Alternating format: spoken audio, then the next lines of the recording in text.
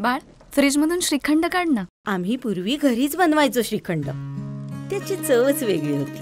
आता काय सगळं रेडीमेड. आजी, हे श्रीखंड खाऊन बघ. आज तुझ्या आईनं घरीच बनवलं की काय?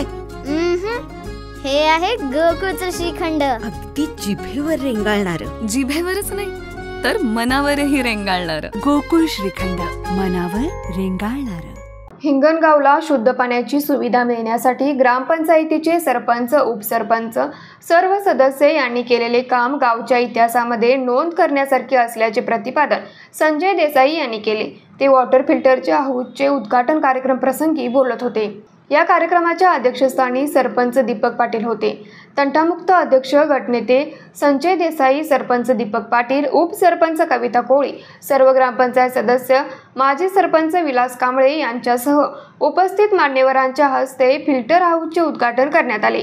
या फिल्टर हाऊस उद्घाटन सोहळ्याची सुरुवात संजय देसाई यांच्या हस्ते पूजन करून करण्यात आली.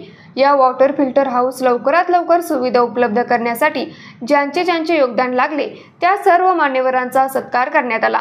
यावेळी लोकनियुक्त सरपंच दीपक पाटील म्हणाले, आजपासून गावातील प्रत्येक घराला वॉटर फिल्टर हाऊसचे शुद्ध पाणी मिळणार असून हे शुद्ध पाणी गटारीत न घालवता काटेकोरपणे वापर करा. दिलेल्या वेळेच्या आत जर पाणी भरून होत असेल, ग्रामपंचायत कर्मचाऱ्यास पाणी बंद करण्याचे सांगण्याचे आवाहन दीपक पाटील यांनी केले. यावेळी माजी सरपंच विलास कांबळे यांनीही मनोगत व्यक्त केले.